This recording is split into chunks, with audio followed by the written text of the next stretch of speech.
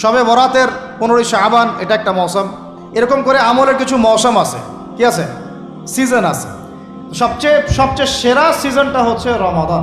আমরা এখন শাবান মাসে আছি। কোন মাসে? নবী সাল্লাল্লাহু আলাইহি ওয়াসাল্লাম শাবান, রজব এগুলোর চাঁদ দেখলে একটা দোয়া পড়তেন। তিনি বলতেন আল্লাহুম্মা বারিক লানা, আমার সাথে বলেন আল্লাহুম্মা বারিক লানা ফি রজবিনা ওয়া ফি শাবানিনা ওয়া বাল্লিগনা রমাদানা। অর্থ হচ্ছে, হে আল্লাহ, আপনি আমাদের রজব মাসে বরকত দিন এবং শাবান মাসে বরকত দিন এবং আমাদেরকে রমাদানে পৌঁছে দিন। সুবহানাল্লাহ। মুমিনের জীবনে যতগুলো ইবাদতের মৌসুম আছে তার মধ্যে সবচেয়ে শ্রেষ্ঠ মৌসুম হচ্ছে রমাদান। সবচেয়ে শ্রেষ্ঠ মৌসুম কি? এই কারণে সাহাবায়ে কেরাম রাদিয়াল্লাহু আনহুম আজমাইন শাবান মাস থেকেই, বরং তার চেয়ে আগ থেকেই, রজব থেকেই, শাবান থেকেই রমাদানের প্রস্তুতি গ্রহণ করতেন। কি করতেন? কোন মাসের? কেন করতেন আমি একটু বুঝাই, আমার সাথে বুঝেন। আমাদের এই উম্মতের গড় আয়ু বনু ইসরাইলের মতো না। আমরা কি 500, 600, 1000 বছর বাঁচব? না, গড় আয়ু এই উম্মতের কম। এই কারণে আল্লাহ রাব্বুল আলামিন আমাদেরকে এই ইবাদত করার জন্যে অল্প সময়ে অল্প ইবাদতে যেন আমরা বেশি বেশি নেকি পাই, ফজিলত অর্জন করতে পারি, এই কারণে আল্লাহ রাব্বুল আলামিন আমাদেরকে কিছু মৌসুম দিয়েছেন, ইবাদতের কি মৌসুম। আর আল্লাহ পাক আমাদেরকে পাঠিয়েছেনই পৃথিবীতে তার ইবাদত করার জন্য। যেমন আল্লাহ পাক কি বলেছেন সূরা জারিয়াতের 56 নম্বর আয়াতে আল্লাহ পাক বলেছেন যে ওয়ামা খালাকতুল জিন্না ওয়াল ইনসা ইল্লা লিয়াবুদুন, আমি জিন জাতি আর মানব জাতিকে শুধুমাত্র আমার ইবাদত করার জন্যই সৃষ্টি করেছি। তাই না? আমাদের দুনিয়াতে আসার অন্য কোনো কারণ আছে? না। এখন আল্লাহ পাকের ইবাদত কি সবাই সমান করতে পারবে? উত্তর হচ্ছে না।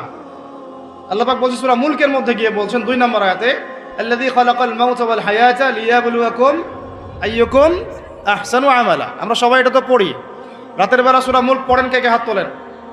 মাশাআল্লাহ, হাত নামান।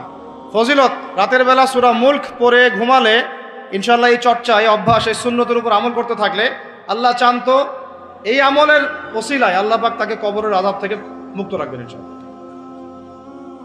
সূরা মুলকের এই 2 নম্বর আয়াতে আল্লাহ পাক বলেছেন যে তিনি সেই আল্লাহ যিনি মৃত্যু সৃষ্টি করেছেন, জীবন সৃষ্টি করেছেন। কেন দুনিয়াতে পাঠিয়েছেন? কেন? লিয়াবলুয়াকুম আইয়ুকুম আহসানু আমালা। তিনি দেখতে চান তোমাদের মধ্যে আমলে শ্রেষ্ঠকে। কি দেখতে চান? আমলে, এমন না যে আমলে মধ্যমকে, আমলে গতানুগতিককে, এমনটা তিনি দেখতে চান না। ক্লাসে যে ফার্স্ট হয় তার পড়াশোনা, তার পরিশ্রম, আর যে লাস্ট হয় তার পরিশ্রম কি সেম? যে টেনে টুনে পাস করে তার পরিশ্রম কি সেম? তাহলে আমরা বুঝলাম যদি আমাদেরকে ফার্স্ট হতে হয়, সেকেন্ড হতে হয়, থার্ড হতে হয়, টপ 10-এ থাকতে হয়, তাহলে আমাদের পরিশ্রমটাও কি করতে হবে? বেশি করতে হবে। সহজ জিনিস। আল্লাহ পাক এই জন্য আমাদেরকে পৃথিবীতে পাঠিয়েছেন। আল্লাহ পাক দেখতে চান না কে জুমার নামাজ পড়ে, কে শুধু ঈদের নামাজ পড়ে, কে শুধু নামাজও পড়ে আবার সুদও খায়, ঠিক আছে, কে আবার নামাজও পড়ে আবার মাদকও খায়, কে এদিকে ইসলামের জন্য মাহফিলের মধ্যে পরিশ্রমও করতেছে আবার ওইদিকে মেয়ের সাথে জেনাও করে। আল্লাহ পাক এগুলো দেখতে চান না। আল্লাহ পাক দেখতে চান আমলের মধ্যে শ্রেষ্ঠ কে, কে সবচেয়ে ভালো। তো সবচেয়ে ভালো হতে হলে কি ফর্মুলা? পরিশ্রম বেশি করতে হবে, তাই না? পরিশ্রম বেশি করতে হবে, অন্যদের চেয়ে বেশি অ্যাক্টিভ থাকতে হবে, বুঝতে হবে বেশি, কাজ করতে হবে বেশি, ত্যাগ করতে হবে বেশি, সবর করতে হবে বেশি, তাই না? একই বিষয় জীবনে সফল হওয়ার জন্যও, একই বিষয় দুনিয়ায় সফল হওয়ার জন্যও, একই ফিলোসফি পরকালে সফল হওয়ার জন্যও। কথা ঠিক আছে? এখন আমাদের জীবনে একটা গন্তব্য আছে। গন্তব্যটা কি? আমার সাথে বলি জান্নাত। গন্তব্য কি? জান্নাতে যে ব্যক্তি যেতে পারবে তার দুনিয়া সফল, আখেরাত সফল। যে ব্যক্তি যেতে পারবে না তার দুনিয়াও বরবাদ, আখেরাতও বরবাদ। দুনিয়াতে নাম, যশ, খ্যাতি, টাকা, সম্পদ, পদ, রাষ্ট্রীয় ক্ষমতা ইত্যাদি থাকতে পারে, যদি সে ব্যক্তি পরকালে পুলসিরাত পার হতে না পারে সে সফল নয়, সে সফল নয়। কথা ঠিক আছে? এখন মনে করেন পৃথিবীর সবচেয়ে প্রতাপশালী একজন মানুষ ছিল ফেরাউন। কি নাম ছিল? সে কি পরকালে সফল? এখন কি সে সফল? কেন সফল না?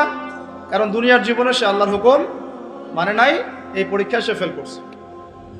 একই বিষয় এখানে অনেকের অনেক বড় বড় সম্পত্তি থাকতে পারে, ক্ষমতা থাকতে পারে, ঈমান, আমল এবং ইসলাম ঠিক না থাকে সে দুনিয়াতেও সফল না, পরকালেও সফল না। এরকম অনেক কথা আল্লাহ কোরআনে বলেছেন। সত্যি কথা বলতে আমরা এই কোরআনের প্রতি সত্যিকার অর্থে শ্রদ্ধাশীল না। মুখে মুখে বলি আমরা কোরআন ফলো করি, কোরআন ভালোবাসি, কোরআনের জন্য জান দিব ইত্যাদি ইত্যাদি। অনেক সময় দেখা যায় কোরআন আমরা তেলাওয়াতও করতে পারি না। যেই কিতাব তেলাওয়াতি করা শিখলাম না তার জন্য আপনি জীবন দিবেন?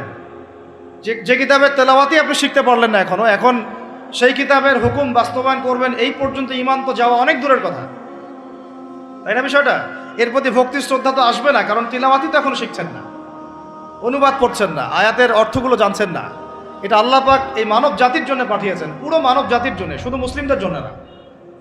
এখানে আল্লাহ বলেছেন চুরি করলে চোরের হাত কেটে দাও। কি করো? কে শুনবে এই কথা? এখন কে মানবে এই কথা? আল্লাহ পাক বলেছেন যদি জেনা করে জনসমক্ষে 100 বেত্রাঘাত করবা। সূরা নূর, কোন সূরা? সূরা নূর আয়াত নাম্বার 2-3, বাসায় গিয়ে চেক করে দেখেন। আর চোরের হাত কাটা সূরা মাইদা, কোন সূরা? সূরা মাইদা। আমি নিজে নিজে কোনো কথা বলতেছি না, এই কিতাবেই আছে। আল্লাহ পাক বলেছেন যদি ডাকাতি করে, ডাকাতি, ডান দিকের হাত বাম দিকের পা, ডান দিকের হাত বাম দিকের পা, এটা কে কাটবে? কারা কাটবে? সাধারণ মানুষ? আপনি পারবেন? যার কাছে অথরিটি আছে তার উপর দায়িত্ব এটা। আমাদের উপর এটা দায়িত্ব না। আমাদের দায়িত্ব কি? আমাদের দায়িত্ব হচ্ছে জানানো, প্রচার করা, কারণ আমার কাছে ইলমটা আছে। এরপরে যদি সে না করে তার ফল সে ভোগ করবে, তার হিসাব সে দিবে। আমাদের কাছে এই পর্যন্ত শেষ, কুল্লু খালাস। আর এরপরে যদি আল্লাহ পাক আপনাকে নিয়ে যান উপরে, তখন আপনি সেটা করবেন ইনশাআল্লাহ তাআলা। ঠিক আছে? এখানে আছে, এর ব্যাখ্যা তো হাদিসও আছে। মাদক দ্রব্য সেবন করে, কি সেবন করে? 40টা বেত্রাঘাত। কয়টা? কে মানে কোরআনের কথা? নবীজি বলছেন সুদ যে ব্যক্তি ছাড়ে না সে যেন তার মায়ের সাথে জেনা করে। এগুলো এখন কাকে ওয়াজ করবেন? এগুলা কে শুনবে এই কথা? সুদি এনজিওর 6 লাখ দেশ ভরে, তারপরে এমন কোনো গ্রাম নাই, এমন কোনো শহর নাই, এমন কোনো ব্যাংকিং সিস্টেম নাই যেখানে সুদ নাই। নবীজি বলছেন আমি সুদের সাথে সম্পৃক্ত 4 শ্রেণীর মানুষকে অভিশাপ দিয়ে গেলাম। বলেন নাউজুবিল্লাহ। আমাকে বুঝান তো, নবীর অভিশাপ নিয়ে কেউ জান্নাতে যাবে? হ্যাঁ? নবী কাউকে সাল্লাল্লাহু আলাইহি ওয়াসাল্লাম যদি কাউকে অভিশাপ দেন, ও জান্নাতে যেতে পারবে? এত সহজ? নবীজি বলছেন যে সুদ খায় আমি তাকে অভিশাপ দিলাম, যে সুদ দেয় আমি তাকে অভিশাপ দিচ্ছি। যে সুদ খায়ও না দেয়ও না কিন্তু সাক্ষী থাকে, কি থাকে? আমি তাকে অভিশাপ দিচ্ছি। আর যে ব্যক্তি সাক্ষীও থাকে না কিন্তু লিখে রাখে, আমি তাকেও। বলেন তো এর মধ্যে পড়লো কি না? পুরো সিস্টেমটা পড়ে নাই? পড়েছে। আরো আছে, এই যে মেয়েরা কি শুনতে পারতেছে? যেসব মেয়েরা পুরুষের পোশাক পরে, যেসব মেয়েরা পুরুষের পোশাক পরে, এটা হচ্ছে এগিয়ে যাওয়ার বিশ্ব বলে আগাচ্ছে এরা কিয়ামতের দিকে। কোন দিকে? ধ্বংসের দিকে, কিয়ামতের দিকে, যদি না ফিরে আসে, যদি না ফিরে আসে। আল্লাহ পাক বলেছেন ফাযাক্কির, তুমি উপদেশ দাও, ইন নাফআতিয যিকরা, যদি উপদেশ কাজে আসে, সায়াযাক্কারু মান ইয়াখশা, যে আল্লাহকে ভয় করে দ্রুত ফিরে আসবে ইনশাআল্লাহ। আল্লাহকে যারা ভয় করি আমরা ফিরে আসবো না ইনশাআল্লাহ?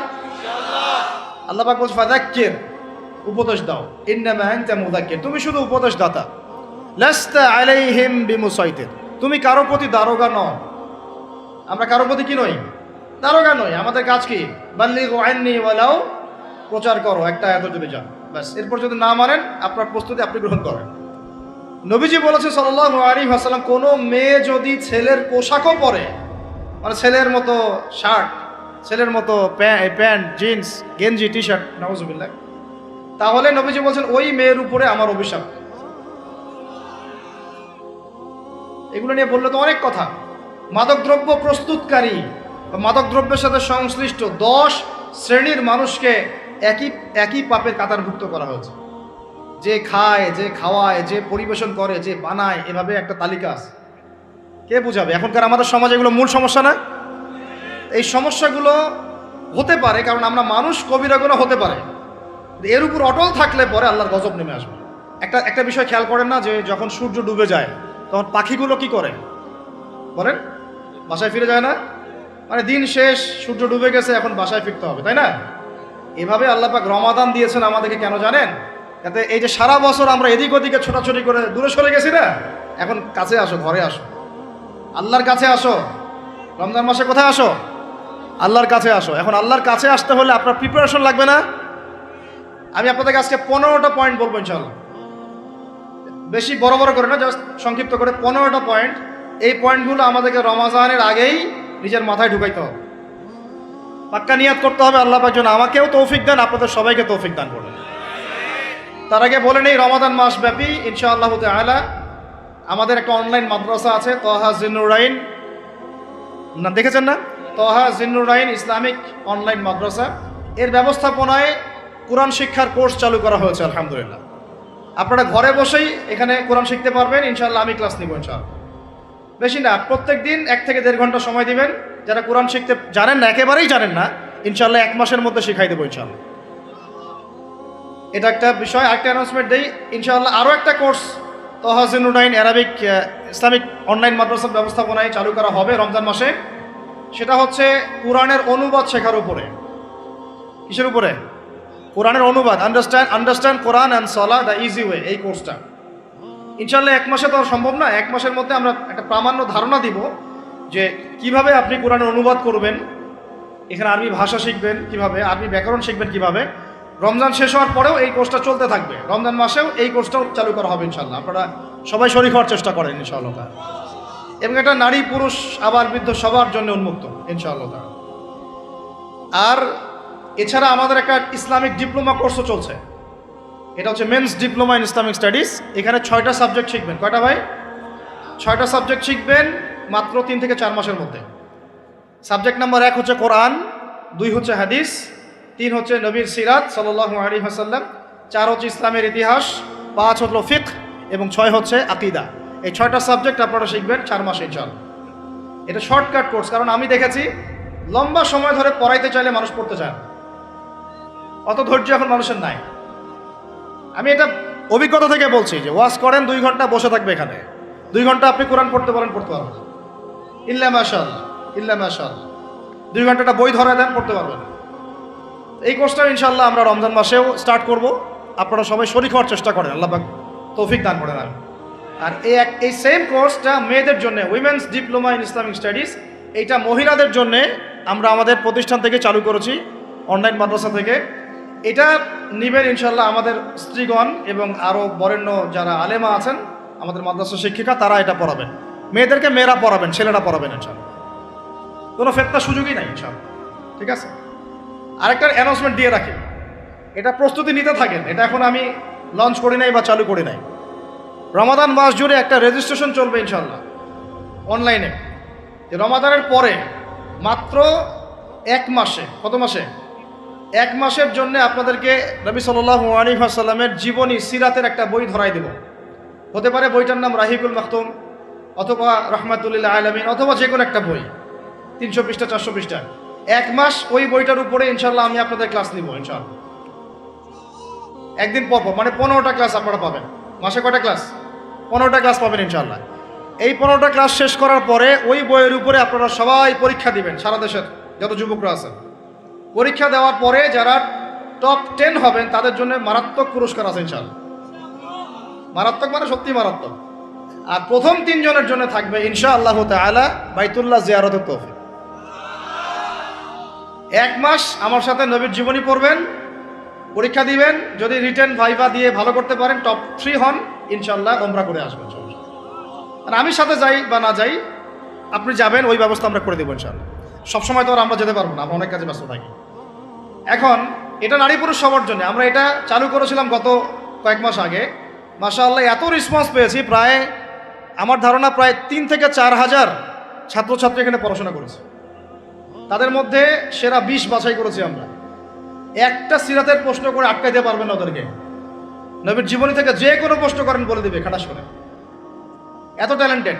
আর এর মধ্যে টপ 10 বের করেছি, আবার সেরা 3ও বের করেছি। মজার বিষয় হচ্ছে সেরা 3 জন আমাদের দিনী বোনদের জন্য বলতেছি, সেরা 3 জন, ফার্স্টও হয়েছে একটা মেয়ে, সেকেন্ডও হয়েছে একটা মেয়ে, থার্ডও হয়েছে একটা মেয়ে। আমরা বিপদে পড়ে গেছি, এদেরকে আমরা দিব কিভাবে? পরে বললাম যে ঠিক আছে, আপনাদের প্রাইজ মানি প্যাকেজটা আমরা দিয়ে দিব, মাহারামের খরচটা আপনি দেন। আল্লাহ পাকের কি রহমত, 2-1 জনের মাহারাম ছিল না, 2 জনের মাহারাম ছিল না। এদের আবার শুনলাম যে কয়দিন আগে আবার বিয়ে হয়ে গেছে, মাহারাম হয়ে গেছে। আল্লাহ পাক রাস্তাও বের করে দিয়েছেন মাশাআল্লাহ। যাই হোক, এখন আপনাদেরকে এত কথা বলার উদ্দেশ্য হচ্ছে ভাই শুনেন, একটা মাহফিল করে, একদিনের এক রাতের মাহফিল করে আমরা আল্লাহর জমিনে দিন কায়েম করতে পারবো না। আমাদেরকে দিন প্রতিষ্ঠা করতে হলে সবাইকে পড়াশোনা করতে হবে। আগে লেখাপড়া, আগে কি? এখন আপনাকে বদরের মাঠে আমি যাইতে বলতেছি না, আগে আপনি কি করবেন? আগে লেখাপড়া করবেন, ইলম অর্জন করবেন। হ্যাঁ, যাওয়ার সিচুয়েশন তৈরি হলে আপনি যাবেন, যদি সেরকম পরিস্থিতি আসে তখনকার কথা তখন। আগে আপনি কি করবেন? ইলম অর্জন করবেন, ওলামায়ে কেরামের সোহবতে থাকবেন, একা একা পড়াশোনা করবেন না, আলেমদের সোহবতে পড়াশোনা করবেন, ঠিক আছে? একা একা পড়বেন না, আমি আবার বলতেছি, একা একা নিজে নিজে পড়াশোনা করে নিজেকে পণ্ডিত মনে করবেন না। অবশ্যই ওলামায়ে কেরামের কাছে এসে পড়াশোনা করতে হবে। এটা আমি আমার বাস্তব অভিজ্ঞতা থেকে বলতেছি। আজকে থেকে 10 বছর আগে আমি নিজেও এই কথাটা বুঝতাম না যে এইটা কত বড় বিষয়। ওলামায়ে কেরামের কাছে গেলে আপনি তাজকিয়া পাবেন, আদব শিখবেন, কনস্ট্রাকটিভ সিলেবাসে পড়াশোনা করতে পারবেন। এর পাশাপাশি আপনি অন্যান্য বইপত্র পড়বেন, তখন ইনশাল্লাহ দায়ী ইলাল্লাহ হবেন, আলেম হবেন, হাফেজ হবেন, হ্যাঁ মুফতিও হইতে পারেন ইনশাল্লাহ। আল্লাহ চাইতো আপনি দিনের জন্য অনেক বড় কিছু করতে পারবেন ইনশাল্লাহ। আমরা কি, আমাদের কি ঘরে ঘরে একজন করে আলেম দরকার না? দরকার না? ঘরে ঘরে একজন করে আমাদের ইব্রাহিম দরকার না? ঘরে ঘরে একজন ইসমাইল দরকার না? নাকি একজন দুজন দিয়ে জাতি মুক্তি পাবে? পাবে না ভাই। সবাই মিলে জাতি গঠন করতে হবে। আল্লাহ পাক তৌফিক দান করেন। তো আমি যেটা বলছিলাম ভাই, আমাদের আগে ইলম শিখতে হবে, আমল বাড়াইতে হবে, ওলামায়ে কেরামের সোহবত লাগবে, আর রিজিক হালাল করতে হবে। কি করতে হবে? কোন অবস্থায় সুদ ঘুষ হারাম দুর্নীতির সামনেও যাবেন, যদি যান আপনি পরকালে পস্তাবেন। আর কিচ্ছু বলার নেই আমার।